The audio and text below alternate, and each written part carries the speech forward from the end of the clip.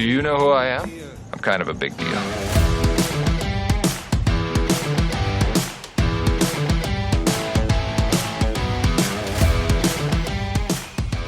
Hey there, welcome inside another edition. It is the Bmore Baseball Podcast. I'm Jerry Coleman. He's Orioles Hall of Famer, the 14-year MLB veteran. It's Mike Bordick. And yes, we're all over X, Facebook, and Instagram. Simply find us at the Bmore Ball Pod. And on YouTube, it's Bmore Ball Pod, Bmore Ball Pod. When you subscribe, you qualify for a chance to win a $50 gift card from Lido Pizza. Just show us proof that you have subscribed, and you're instantly qualified for free food. Today, in episode number 15, Bordy, we're going to have our first non-baseball guest. Well, since John Harbaugh joined us last year, it's Ravens GM Eric DeCosta, an exclusive ahead. Mike and I will also talk about Tony Massolino's new helper inside the Orioles dugout and locker room. And Dr. Michael Jacobs weighs in on, well, the differences between baseball and football injuries. They are significant.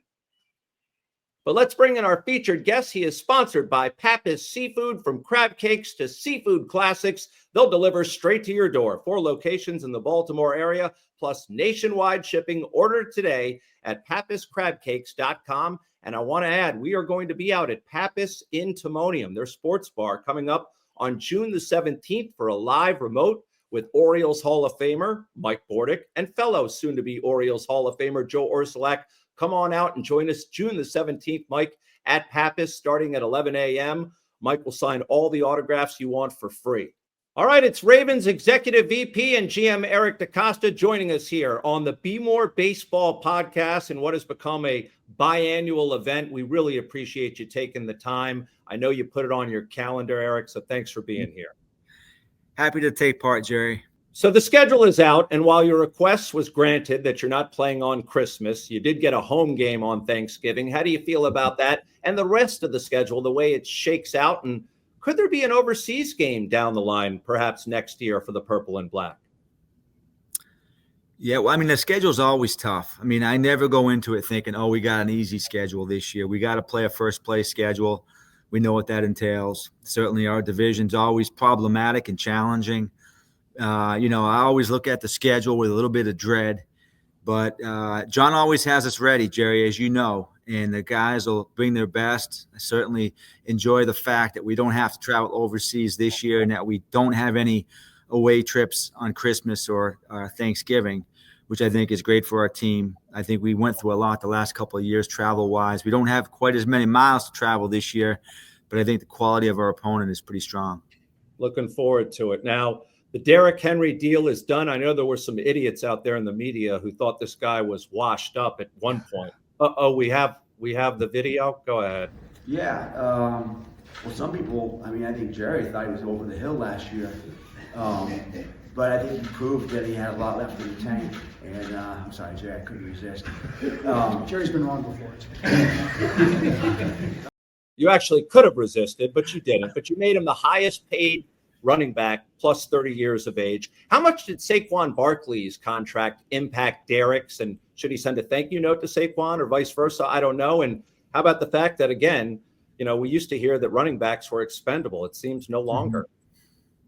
Well, I mean, I think certainly the Saquon contract is a factor. Anytime a player does a deal at a position and you have a player that's a free agent or is looking for a new contract or overperforms his contract, you take those kind of contracts into account. I think just specifically with Derrick, I mean, he had really an incredible season for us. We knew he was a great player. We really had a chance this year to see the impact that he had on and also off the field. Great leader, tremendous work ethic, supremely talented guy, kind of a unicorn, I think. And, the thing that I see in sports, generally speaking, is it's a very cyclical industry. And so you have these like widely held beliefs, and then all it takes is just one team to kind of, break the mold, and then things go in a different way. And we see it all the time. And I think at some point you're probably going to see it with the NBA, just, talking about three-pointers the other day and how every team is just running and gunning up and down the court. And I think at some point that's going to change. And it's probably going to change when you get a bunch of big men inside and other teams just can't account for them. And so, the whole thing with positional value is an interesting debate that I think we've been a part of. I mean, people would say that, you don't draft an interior offensive lineman in the first round, or you don't draft a safety high in the draft. And we took Kyle Hamilton and Tyler Linderbaum a couple of years ago, the best players at their positions, and we saw the impact that would have on our team. Well, I love the veteran signings, and Derrick Henry, obviously one of the best in the game for a number of years. But are you taking a chance on DeAndre Hopkins? I know you've taken chances on some veteran wide receivers in the past. Do you think he still has enough left in his tank? I do. I think in our system, we had a chance to watch him last year in Kansas City. He's a guy that's been very productive, and I think experience really does matter. And so we're not really looking for a first receiver, a second receiver. We're really looking for a guy that in different situations, he plays big, he's got strong hands, he's an excellent red zone receiver.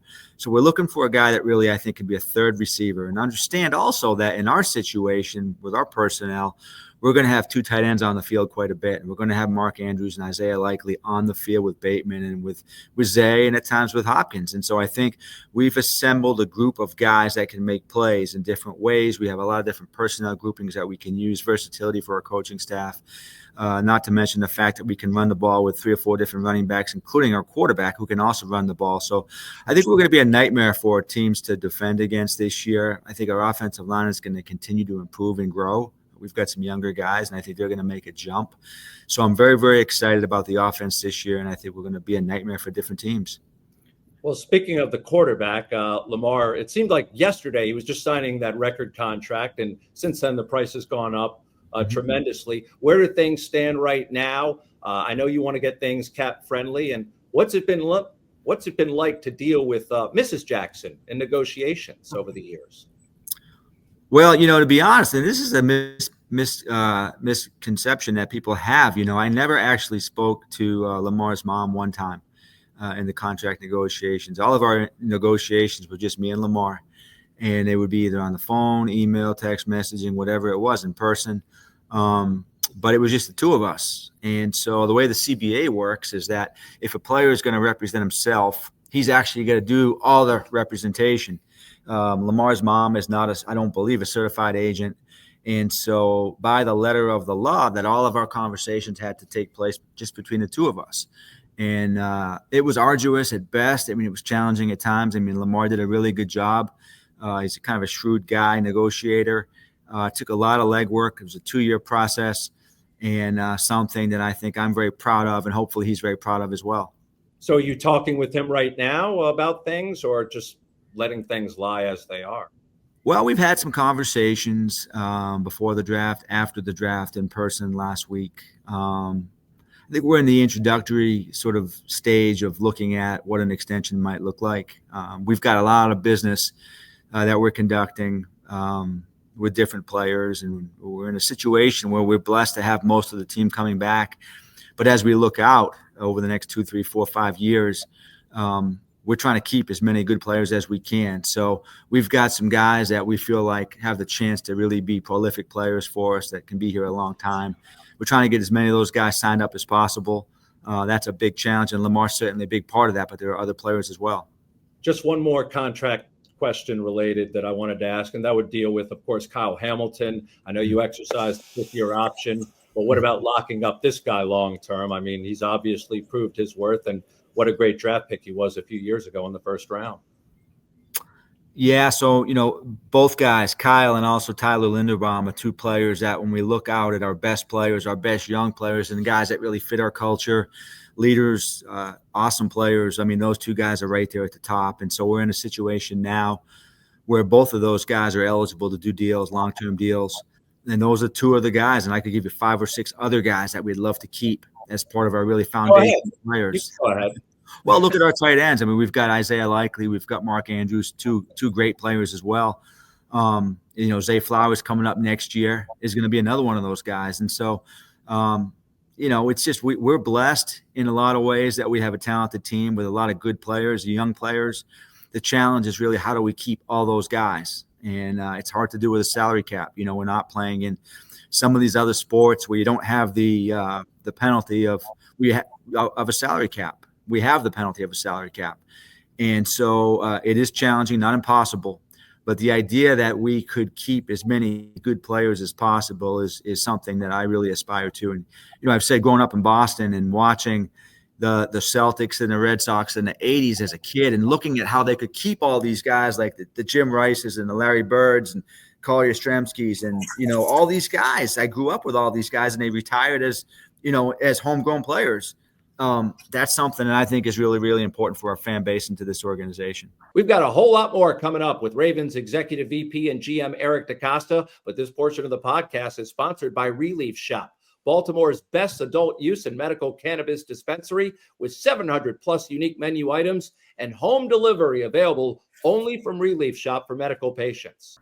Interesting. You didn't say anything about the Patriots. We'll talk about that a little bit later, though. No, I want to know something about Lamar, man. How upset were you? You have that great personal relationship when he got snubbed from MVP last year. I mean, this city's gone crazy. I think it just brought worldwide attention, man. Lamar was hands down the best quarterback in football. I mean, you won't get any argument from me, Mike. I mean, this guy had a phenomenal season in every way. On the field, off the field, his leadership every day, the way that he practiced, the way that he played in games, big games, small games, whatever it might be. He just dominated the landscape of the NFL, and I believe he was the MVP. I've said it many times. He's my MVP. I know he's the DeCosta family MVP. Should have won it, didn't win it. But I think, he's the type of guy that the only thing that he really cares about right now is winning a Super Bowl. That's what I appreciate as well. That's what's going to motivate us. Individual awards are great. But there's only really one award right now that I think we're all focused on here in Owings Mills. Well, you guys have incredible players. I've had the pleasure of golfing, actually, with Hamilton. I met Linderbaum at a golf outing a few weeks ago. I was at Ogden's outing yesterday. The character guys that you've brought together are just amazing to me. And I love listening to you talk from an athletics standpoint. It really resonates because you talk about the skill set being so important, but also the character, the teamwork. What do they do off the field? And every guy I've met to a man on the Ravens has been a stand-up guy in that capacity. Is that just a huge part of your checklist? I think it is. I mean, we're going to, certainly, we're not going to have all choir boys by any stretch. But I think the overall character and the culture in this building, it goes back to Ozzie and it goes back to, John really. And I've just kind of tried to be a steward of that in a lot of ways. But it's something that our scouts really pay attention to. It's something that's always been very important to me. The idea of playing like a Raven, but that means on the field, but also off the field and what that looks like, being a part of the community, leadership in different ways. Some guys are outward leaders, other guys are more quiet, lead by example type guys. It's a growth mindset, working on your weaknesses, getting better every single day. It's the pride in your craft. It's all that stuff, really. And it's football character is important, how you play, how you practice, fighting through durability issues and things like that. Off the field, what kind of person are you?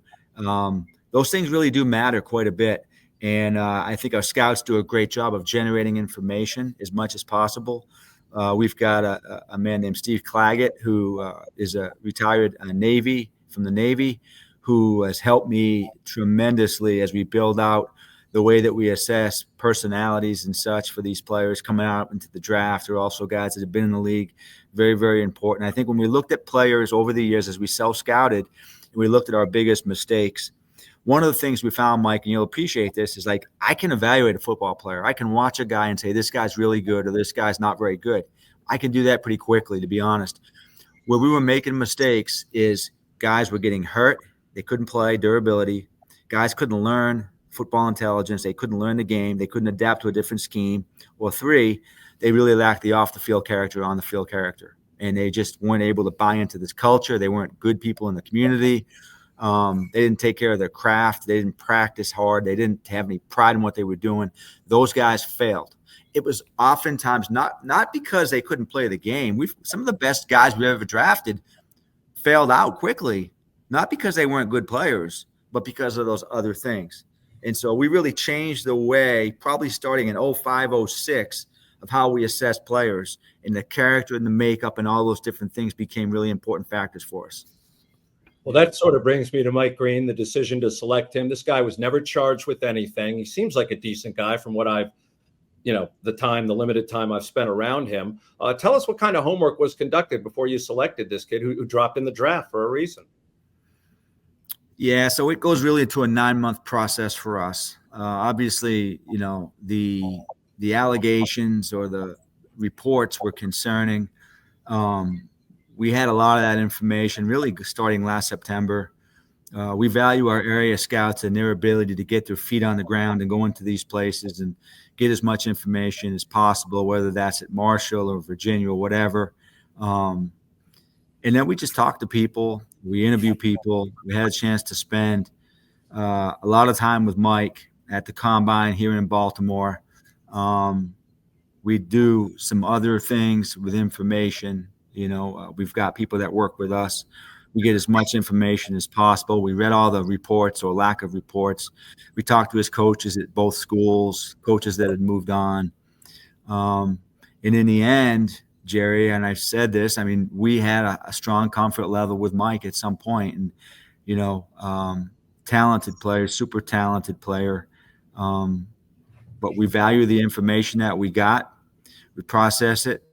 We had a lot of conversations over really, 3 different sets of draft meetings. Our first group set takes place in October, our next set in December. Then we have one in February, and then another one in early April with our coaches, and then the final one right before the draft.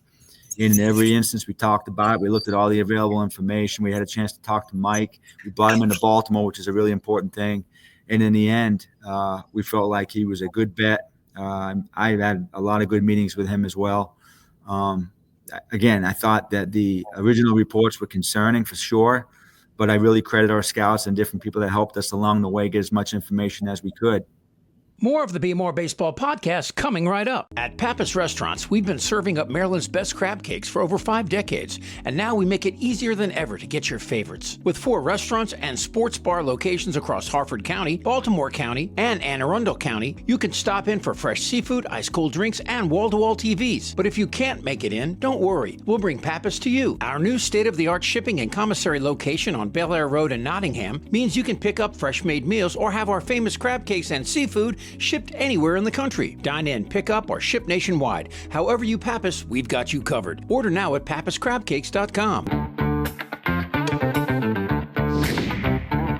It's saving season at Lido Pizza. 99-cent refreshing iced teas for spring and summer. Or $6 calzones every Tuesday. There are tons of new deals and rewards for everyone. Exclusively at LidoPizza.com or on the Lido Pizza app.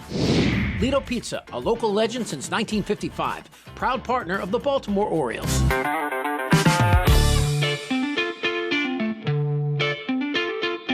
They say it all comes back to your roots, right? At Grassroots, high-quality cannabis is in their nature. From soil to soul, their passion for cannabis and community inspires everything they do. Try your favorite strains from their cultivar library of top-shelf flower, pre-rolls, and concentrates. Whether you're cheering from the stands or chanting for the O's at home, their crafted flower helps you curate the perfect game day. Ask for Grassroots Cannabis at your favorite dispensary in Maryland. Everyone knows Greenmount Station in Hampstead, but did you know that at Greenmount Station you can bet 7 days a week just like you're at the track? With in-person teller windows and state-of-the-art touchscreen kiosks. And with Greenmount Station's brand new Bet Park Sportsbook, you can bet on all other sports as well, wherever you are in Maryland. Spreads, money lines, live bets, props, parlays, and teasers. The Bet Parks Maryland mobile app is now live for Apple and Android devices, so you'll never miss your next big score. Just search for Bet Parks MD in the Apple App Store or on Google Play. 21 and over only. Please play responsibly. For help, call 1-800-GAMBLER. Effective Solutions, your one-stop shop for commercial contracting. Everything from excavation and site development to emergency remediation and restoration. Effective Solutions specializes in many forms of commercial and mixed-use construction. With a dedicated staff and a commitment to quality, Effective Solutions delivers every time. All right, another draft pick with Tyler Loop, obviously with Justin Tucker now gone. Is there going to be a kicker competition with Tyler? And take us through the research that was conducted by Randy Brown and the rest of your staff for finding him. Well, let me first say I'm not a kicking guru, so I think that in every time we've ever really drafted a kicker. You didn't have to draft the last one, so you get credit for that. Don't you? I've stayed, but I'm talking punters too. Okay. I've stayed out of the process. And I go back to a funny story with Frankie Gans Jr., who was our special teams coach years and years ago. In 2007, I think it was 2007, we were looking for a punter. And I told Coach Gans, I said, go out and find the best one and come back to me and tell me who it is, and we'll draft him. And so, there might have been 20 combine punters that year. And he came back to me and he said, I got a punter for you. And I said, okay, well, who is he? He goes, you're not going to believe me. And I said, well, of course I'll believe you. I told you the best guy to assess this. And he goes, well, the best punter in football, college football, didn't get invited to the combine. His name is Sam Cook.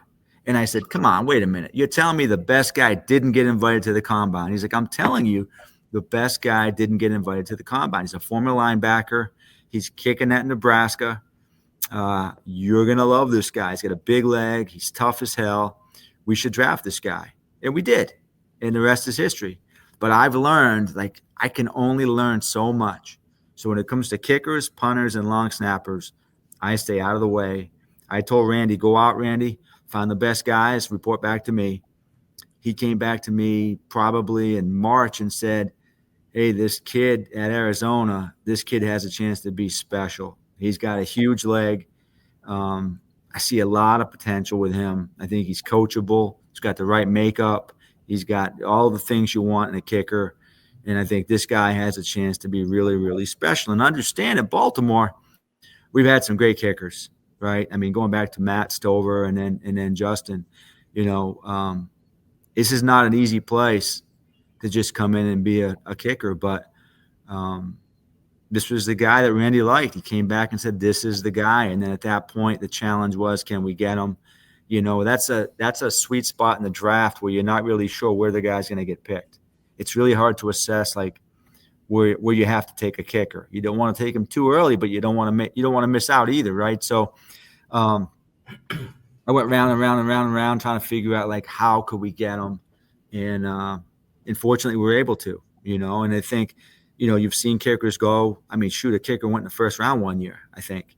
So, and not to say that we would do that, but, is it the fourth round? Is it the fifth round? Is it the sixth round? Whatever it is, because we only had one guy that we really wanted to draft this year. I mean, that's the reality of it. So I think getting him was good for us.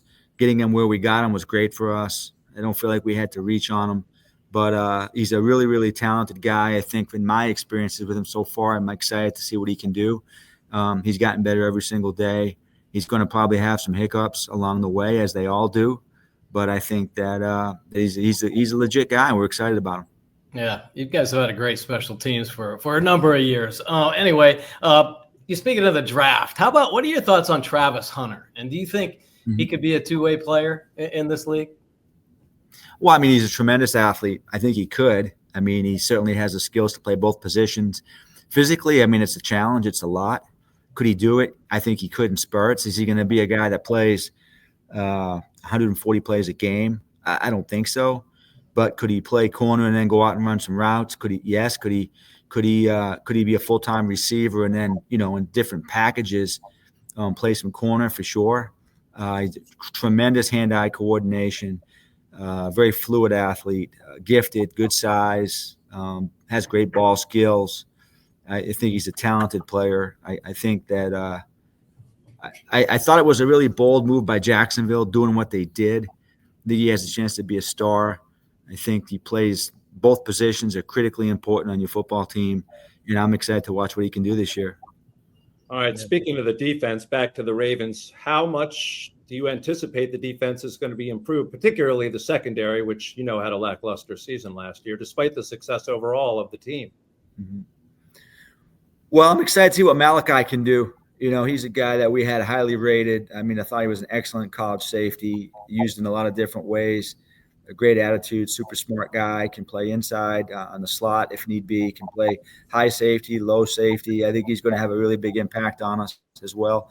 Also think that, our corner situation will be really, really good. I think we've got a bunch of young guys. Nate's going to make a jump. I'm excited to see what TJ Tampa can do this year.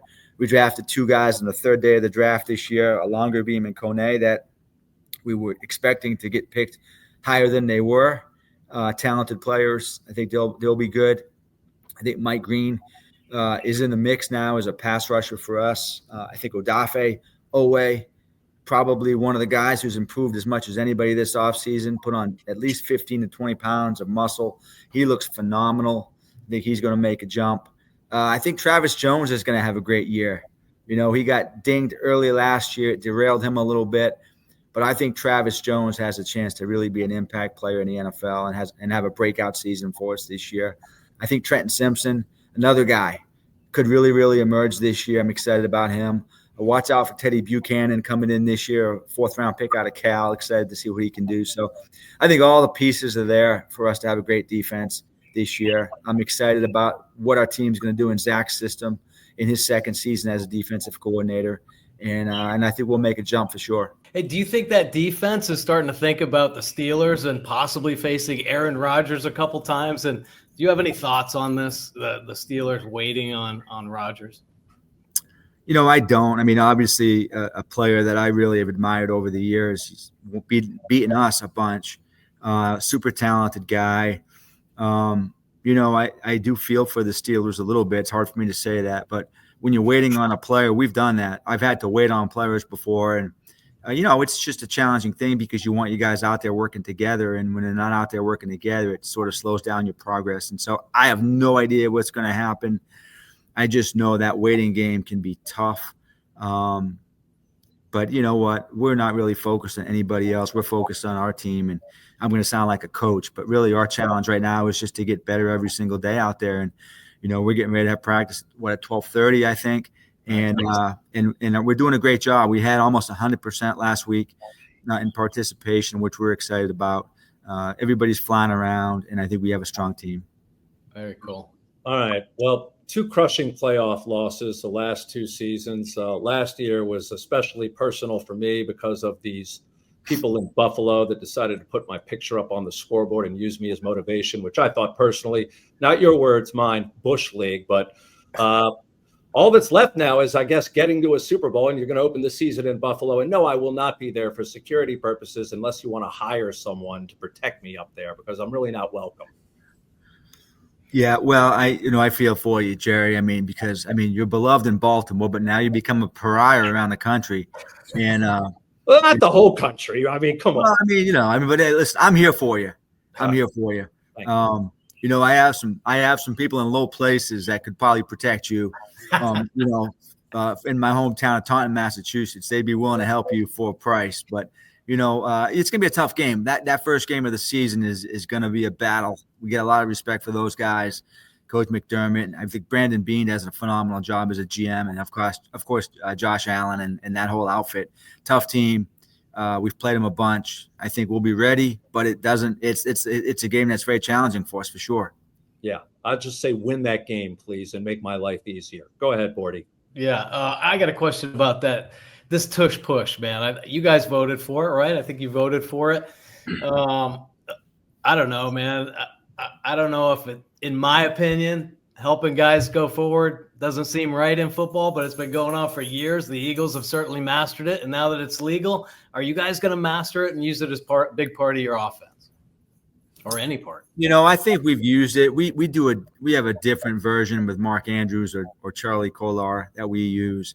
I go back and forth on it. It's not the most beautiful play, but it is a football play. And so I could be kind of, talked into, voting against it, voting for it. I think in the end, the argument that it's a football play and that, had the Eagles maybe not won the Super Bowl, it would have probably been easier to eliminate. But it looks like, it looks like sour grapes. They win the Super Bowl and you want to eliminate something that they do. So I get that argument as well. I think it's a hard play to stop. And I guess the challenge is, if you're playing in that division and you've got to face them twice a year, you have to find a way to stop it because, it makes every short yardage play problematic. So I get it. I'm not, one thing about me is, generally speaking, I'm not a big guy that gets caught up in all the different rules and things every year. I let the coaches deal with that and the organization. I'm under the opinion that whatever they tell me I have to do or we have to do, that we'll do it. And so if they tell us we have 53 guys on the team, we have 53 guys. If we have 60 guys, we'll find the best 60 guys. If we've got to make cuts on August 1st, we'll make cuts on August 1st. If we can not make cuts until September 1st, that's great too. And we'll adapt and we'll change with the rules. Right now we have the ability to use the tush push, and so we'll practice it the way that we practice it, and we'll make sure that we get the first down when we do it. Yeah, I want to ask you about all the guys, and thankfully you never took a job outside the organization. You were offered many times over the past 30 years, but there have been many that have left here, going back to Phil Savage. George Kokinis is back in the fold once again. Obviously, Joe Douglas with the Jets. Do you give these guys advice once they leave these organizations that they tried to run? And I understand. I mean, you get an offer. It's a great offer, but sometimes it's a bad organization they're stuck with, and where they go and try to bounce back after that. Do you have those conversations with some of those guys? Yeah, I think so. I do. I think a lot about these kind of topics and just the path that my own professional career has taken and my own life. And I think one of the benefits that I've had is that I get a chance to work every day with my best friends. I've been here 30 years and I know these people. I know their skills. I know their strengths and weaknesses, their personalities. And when you go someplace else, I think all bets are off. And so there's an unknown. And I know Steve Bisciotti. I know his motivations. I know what's important to him. I think those things are really, really important. And then just professionally, like advice that I would give, one thing is I go out to practice every day. And I stand there with the players every day. I want to talk to the players every day. I don't want to be one of these guys that's up in this ivory castle, lording over the team. It's really important to me to have personal relationships with our players and to get to know these guys, good or bad. And when they're playing well, I say, hey, great job. And if they're not playing well, I say, hey, you got to pick it up. But I think just getting to know the players is a really important part of the job that a lot of GMs in all sports may not really understand the importance of that. That relationship is big. It goes both ways. And guys have to feel like they can trust you and that you're going to be honest with them, good or bad. You can't tell them they're doing bad all the time and never tell them when they play well. And you can't tell them they're playing well when they're not playing well. So I think that honesty, that brutal honesty is something that I value, and I've seen it work with our team. And so I told that to Joe Ortiz when he left. I said, man, you need to go out to practice every day and get to know these guys. And I said, just relentless communication is what it takes, good or bad. If they don't want to answer the phone, text them. But let them know how they're doing. Let them know that you appreciate what they're doing, and let them know how they can improve. And I think not enough GMs do that. Yeah, I love that kind of attitude, building the relationship first. I think not from a GM standpoint, but I think you must have learned that from playing football up at Colby and being an athlete your whole life. I personally think the growth mindset idea, starting to get into education maybe the last 20 years, but as an athlete, that's just the way you are. You're always working to try to get better. And your message is really just incredible. But when you went up to Colby, and I'm going to change subjects a little bit, and did actually get to play football, football was my favorite sport. And what I loved about it is you got held accountable almost every day. And when skull session took place and there was a video showing you not, executing your block or not getting that drop step correctly, you were exposed a little bit, and it shows the importance of team and accountability. I think that just can transcend any kind of work opportunity. I agree, Mike. For me, when I think about it, and Colby was a hard school, man. I mean, I had a lot of anxieties when I was up there just as a student because these kids were so smart. And, I was a public school kid and didn't have all the advantages. But football was, for me, the great equalizer. Those kids, my teammates, those guys became my best friends. And those coaches became my best teachers. They taught me about life. They taught me about competing every day, ups and downs. And I was Division III football. But for me, that was more important or as important as going to school every day, going to class every day. Those relationships with my teammates, those are my best friends to this day. And my coach at Colby, Tom Austin, is probably one of the great mentors in my life. I know he is. And he's probably the one guy that got me here because he helped me get into coaching. And without Coach Austin, I'd be probably a lawyer or a teacher or whatever it might be. Maybe doing radio with Jerry. Who knows? But, I mean, What the hell would I be doing? Oh shit! But I will say, like, so those relationships, and then football's a hard sport, man. It's a hard sport. I mean, my body now, and I didn't play NFL football, but my body now, I got neck issues, shoulder issues, ankle issues, knee issues, hip issues, probably because of football, and I don't regret it for one bit, because that sport taught me about adversity, pain, toughness, mental challenges, and then the joys of winning and what it means to win in a team sport like football where you're doing it together. There's no greater joy than that. Yeah, I tend to think a lot of those injuries come from playing pickleball and the misguided decision to put a pickleball court on a slanted hill. What are you talking about? One of the worst decisions ever made by a Ravens executive. What are you talking about? Jerry, listen, I saw you play pickleball, and I wouldn't even call it pickleball. I don't know what you played. I don't know what you played. But it wasn't pickleball. Because the court is on uneven ground. That impacted Jerry, that's because one of your legs is shorter than the other. I mean, I've never seen a pickleball court on a slant unless you see the Ravens version. Jerry, you're making excuses. It's typical what a lot of like lower level athletes will do. Okay. I mean, I saw you play. There's a reason why you haven't been invited back. Okay. It was one and done. I will say that. The balls are everywhere. I mean, you couldn't keep a ball on the court. We went through 25 balls in an hour because of you. I had trouble keeping score as well. It's okay. It's okay. I'll get over it. I wanted to ask you about flag football coming up in the Olympics and how that is going to work with NFL players participating, trying to win the gold. And is there a concern for injury from your perspective and the time away from the team? And how do you think this is going to make the sport more prolific? I mean, it just seems like it's something America is going to dominate, flag football in the Olympic Games.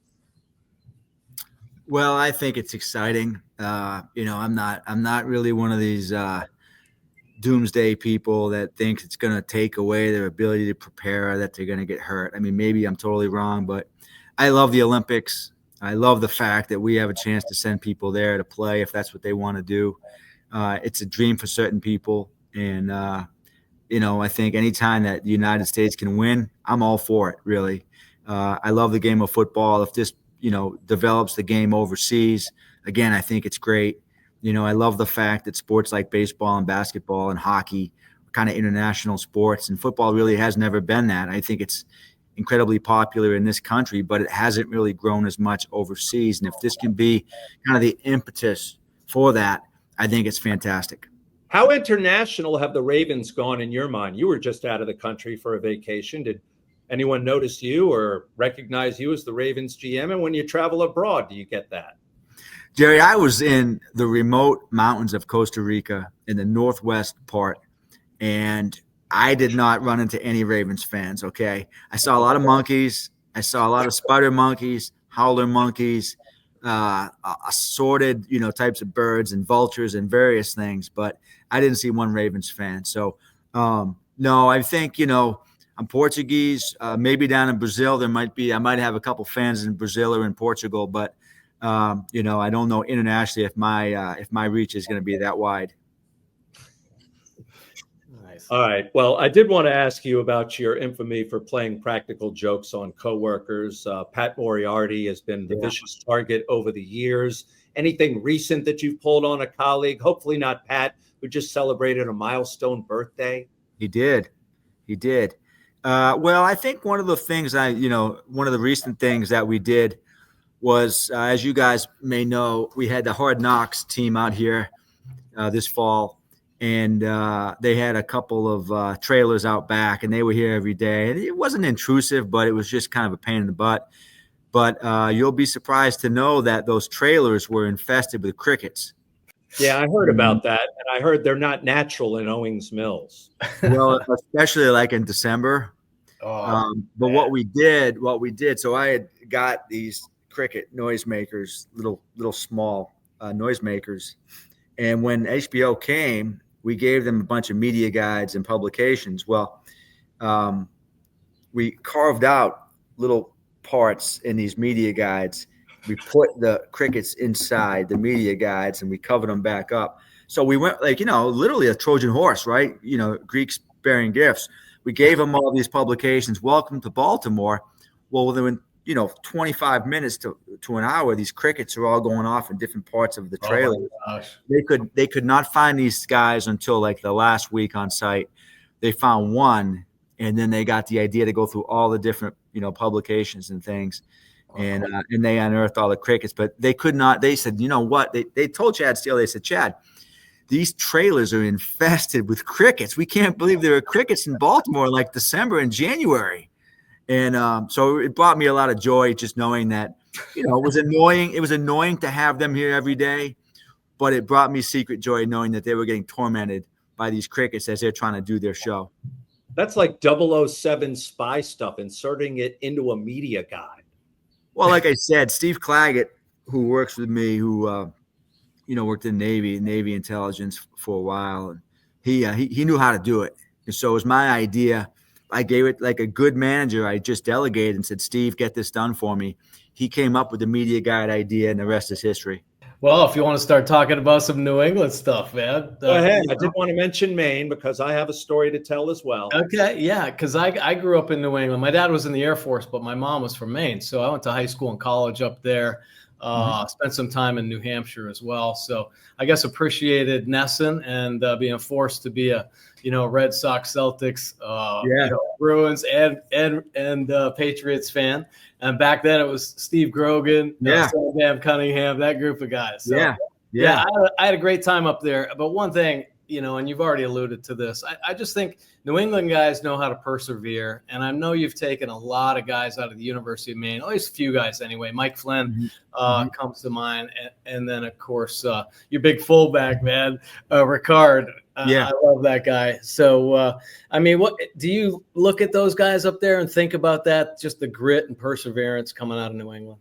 Yeah, I think oftentimes too, probably in every sport, right? But these guys are under-scouted. And I love the idea that we can get value with these players that are just growing up in spots where maybe they're not going to be scouted the same way. And it's kind of like with the Dakotas as well. Like, so South Dakota, North Dakota, they were really good players that come out of there, but those areas just aren't scouted quite as much. And so you get a guy from New England who's a really, really good player. There's going to be some special qualities about him. We have a bunch of guys like you mentioned, Pat, but even Isaiah Likely, growing up in Massachusetts, went to Everett High School, Coastal Carolina, 4th-round pick for us. I think anytime you can get guys that are flying under the radar, that are really, really good at their positions, that have that grit, that mentality, they have the old school blue-collar mentality, those guys make your team better, and it's just you don't want to have a team that's all the same. I love the idea that our team is a menu of different players with different skill sets, different backgrounds, different belief systems, whatever that might be, because that's what makes your team really, really strong. If everybody is the same, then you don't quite have that, mix. And I think it's great when you have all these guys that work together for a common goal that grew up differently. And so getting a guy from New England, getting a guy like Pat Ricard, I think that's a force multiplier for you. And it helps your team. And I just want to add that my connection to Maine was 12 wonderful summers spent at Camp Kennebec on the Belgrade Lakes, North Belgrade. No longer exists now because, the property was sold. But that was an enjoyable part of my life growing up there in the summers in Maine. There's nothing like a summer in Maine as opposed to a winter. Well, my senior year, my roommate's name was Steve Hatch, and he was a receiver on my team, my best friend. His family owned a bunch of cabins on the Belgrade Lakes called Hatch Cove right there.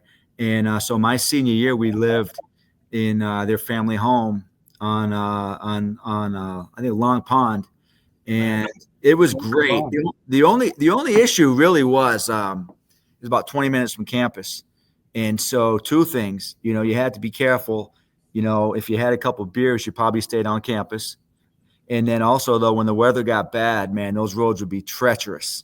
Oh. And, if you look up the weather in 1992, got to be one of the worst winters they ever had up there. The snowbanks were like 10 feet high.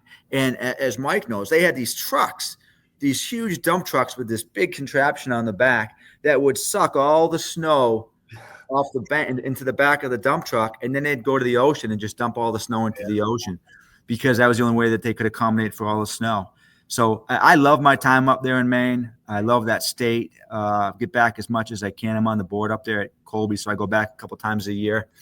I don't miss the winters. No, it's tough. That's where the perseverance comes from, because it's never ending either. Yeah. Winter in Maine is a great drinking sport. That's all it is.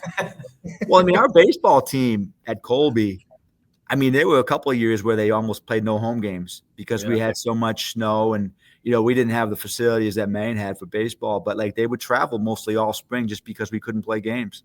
Absolutely. Yeah, we did the same thing, man. One year, I think we had 30 games on the road before our first home game. Yeah, that's crazy. Yeah. Tough stuff. Well, Eric, we do appreciate your time. Very grateful you can come on, and I guess we'll look for you again in a couple of years to come back on the podcast, unless you change your mind and decide to join Mike and I soon. Yeah. Well, I may do it, Jay, if it's just Mike, but I don't know if it's Mike and you if I'll do it. We might be able to arrange that. All right. We could. Hey, again, thanks much, for your time. Thank you. Thanks, guys. More of the Bmore Baseball podcast coming right up. Take a swing at a healthier mouth and a better-looking smile with my dental team at Catonsville Dental Care. Catonsville Dental Care is a winning team of caring dental professionals who treat you like family. You will love their clean, friendly office, where your comfort and care are their top priorities. Catonsville Dental Care has more than 2,000 five-star Google reviews and received many awards, such as Top Dentist and Top Workplace. Catonsville Dental Care accepts most insurances and offers convenient hours, before or after work, and some Saturdays, too. Mention the Jerry Special for your $149 new patient visit, or receive $500 off your Invisalign treatment. So get off the bench. Call Catonsville Dental Care today. Shop Maryland's largest adult use and medical cannabis menu, located at 1114 Cathedral Street in Baltimore, with medical delivery available throughout Maryland 7 days a week, only at Relief Shop. Hello, my name is Reese Friedman, and I'm the daughter of Stephen L. Friedman and Rachel Friedman, and the granddaughter of Michael A. Friedman. Now, the law office of Michael Friedman's firm has been going on for over 35 years. If you or a loved one have been injured or in a serious accident, please call the number right here or email us.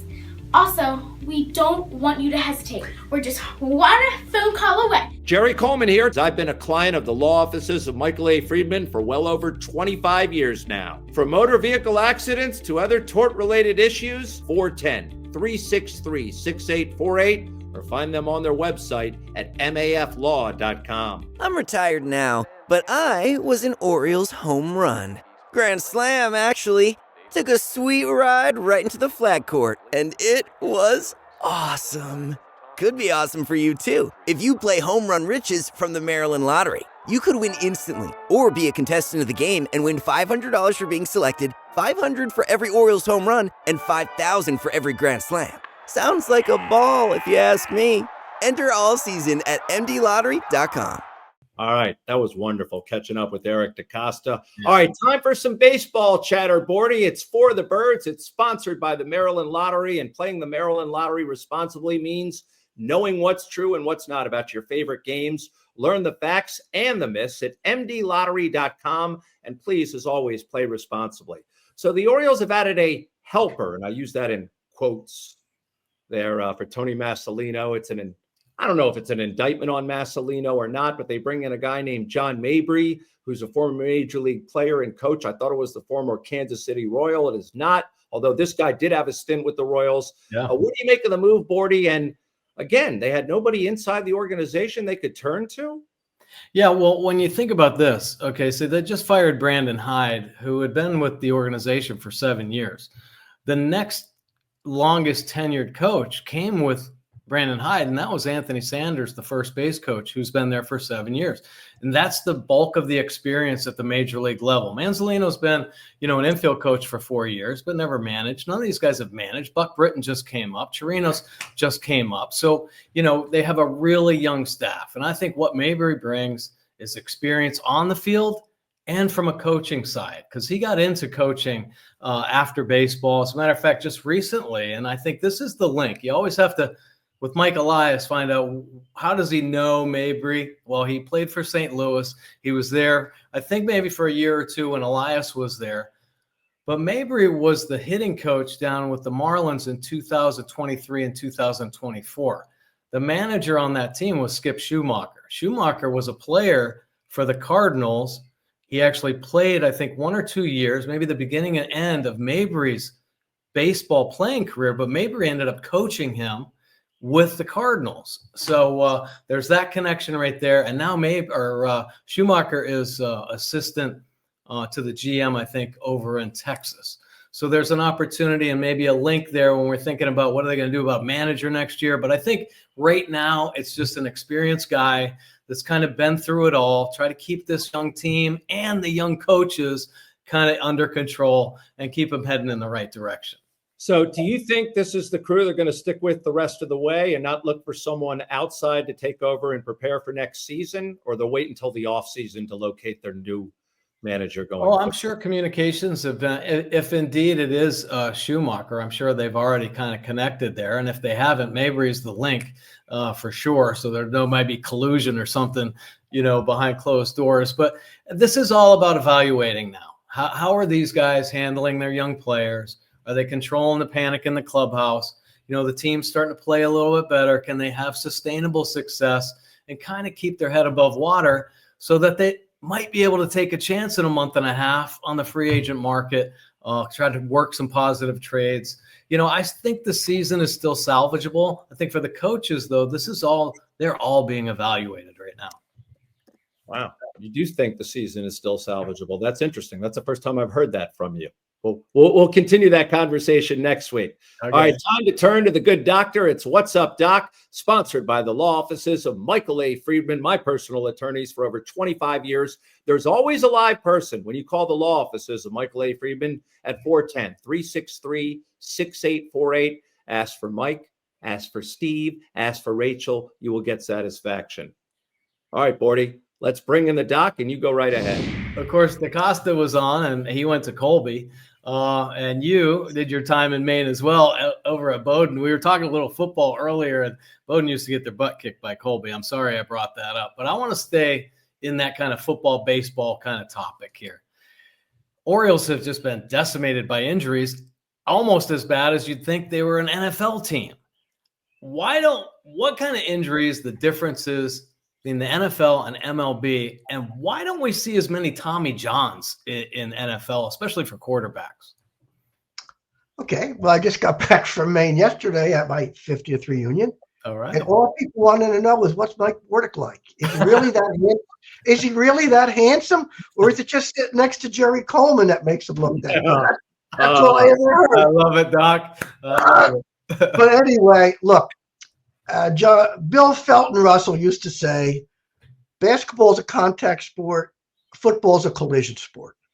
If you've ever been on the sidelines, even of a preseason game, the collisions are incredible.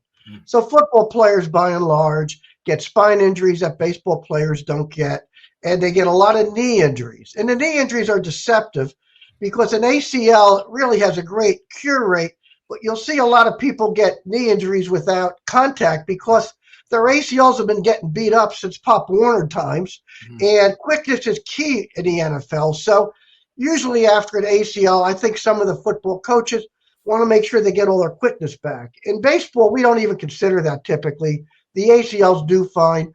They rehab well, and if you lose a half a step, it's okay.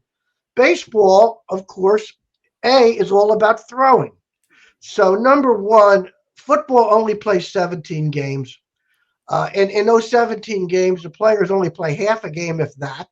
So the pressure of the gladiator mentality, the numbing up of rib fractures or whatever, it's all about you got to play your half of your game 17 times. Baseball, you have agents that are much more involved with long-term. We have injured lists. It's 160-plus games. So that's different. And then you get into the whole idea of what do you need in baseball? With this praying to velocity and spin rate, baseball is all about throw as hard as you can. It's essentially accepted by these GMs that most of the players will blow out their UCL, and they kind of act like they all do fine, which is clearly not the case. Ask John Means, ask Ohtani, ask a lot of guys who've had two of them. And in addition to that, in football, it's a scheme game, okay? Who are the 10 best quarterbacks of all time if you go back to the Mother Unitas, Bart Starr, Montana, Manning, who almost didn't get drafted because Leaf had the big arm, You do, of course, have Brady. You got Breeze. None of those guys had big arms except Brady, who had a good arm, okay? In football, you can scheme. You can change. You can change your game plan. I think Purdy had his UCL done and was back on the field in 9 months because they made a game plan where he didn't have to throw rockets. In football, the only thrower is the quarterback, and I always am amazed at how people fall in love with guys like Fields, who in college could only see half the field. You know, Ohio State gave him only half the field to. In football, it's about who sees the field, the United States, the Montanas, the Bradys. You've got to see the field. It's a mental game.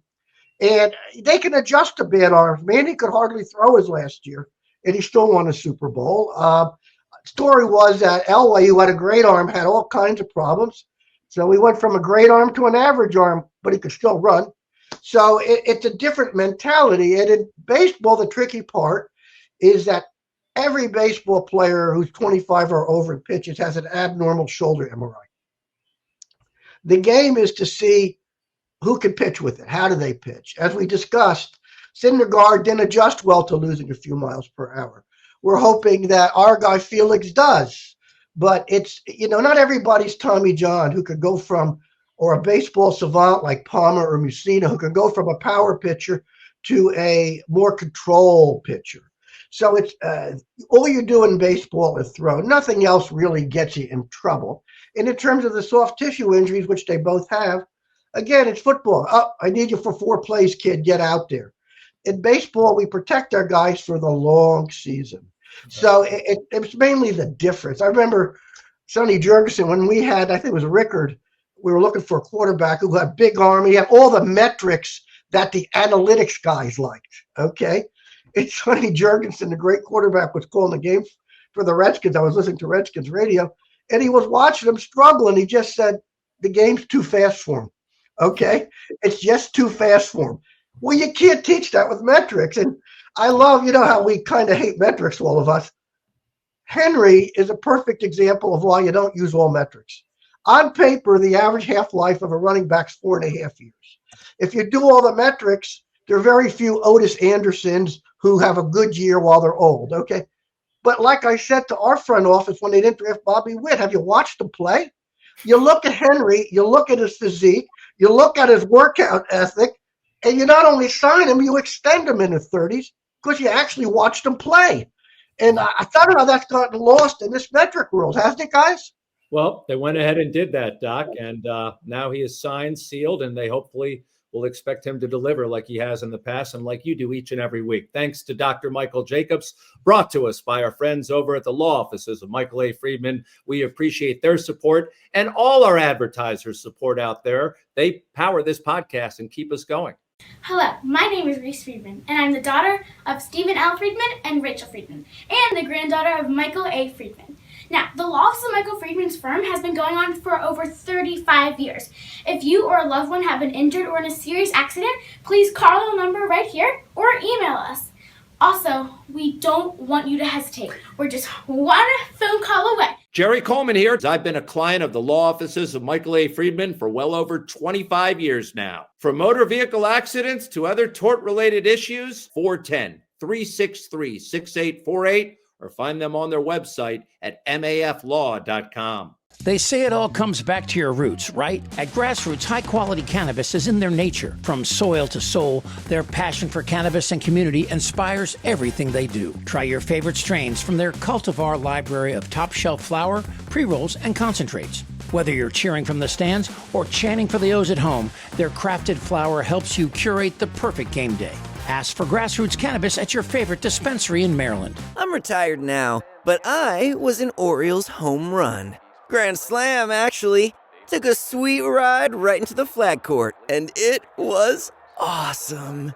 Could be awesome for you, too. If you play Home Run Riches from the Maryland Lottery, you could win instantly, or be a contestant of the game and win $500 for being selected, $500 for every Orioles home run, and $5,000 for every Grand Slam. Sounds like a ball, if you ask me. Enter all season at mdlottery.com. At Pappas Restaurants, we've been serving up Maryland's best crab cakes for over 5 decades, and now we make it easier than ever to get your favorites. With 4 restaurants and sports bar locations across Harford County, Baltimore County, and Anne Arundel County, you can stop in for fresh seafood, ice-cold drinks, and wall-to-wall TVs. But if you can't make it in, don't worry. We'll bring Pappas to you. Our new state-of-the-art shipping and commissary location on Bel Air Road in Nottingham means you can pick up fresh-made meals or have our famous crab cakes and seafood shipped anywhere in the country. Dine in, pick up, or ship nationwide. However you Pappas, we've got you covered. Order now at pappascrabcakes.com. It's saving season at Lido Pizza. 99-cent refreshing iced teas for spring and summer. Or $6 calzones every Tuesday. There are tons of new deals and rewards for everyone. Exclusively at LidoPizza.com or on the Lido Pizza app. Lido Pizza, a local legend since 1955. Proud partner of the Baltimore Orioles.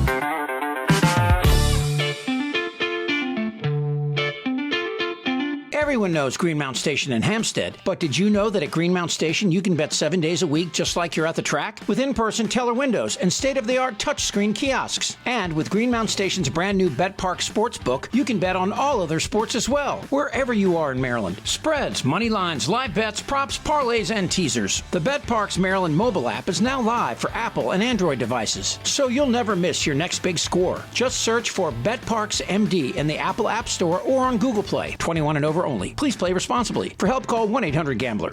Shop Maryland's largest adult use and medical cannabis menu located at 1114 Cathedral Street in Baltimore, with medical delivery available throughout Maryland 7 days a week. Only at Relief Shop. Take a swing at a healthier mouth and a better looking smile with my dental team at Catonsville Dental Care. Catonsville Dental Care is a winning team of caring dental professionals who treat you like family. You will love their clean, friendly office where your comfort and care are their top priorities. Catonsville Dental Care has more than 2,000 5-star Google reviews and received many awards, such as Top Dentist and Top Workplace. Catonsville Dental Care accepts most insurances and offers convenient hours, before or after work, and some Saturdays too. Mention the Jerry Special for your $149 new patient visit, or receive $500 off your Invisalign treatment. So get off the bench. Call Catonsville Dental Care today.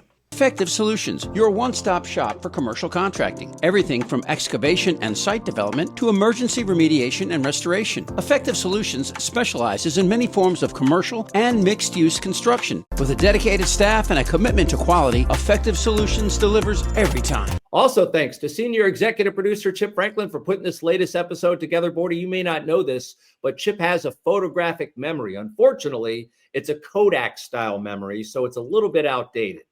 All right, until next time, be real, be kind, and remember, we're live at Pappas Seafood and Timonium June 17th, right here on the Bmore Baseball Podcast and sometimes football. Do you know who I am? I'm kind of a big deal.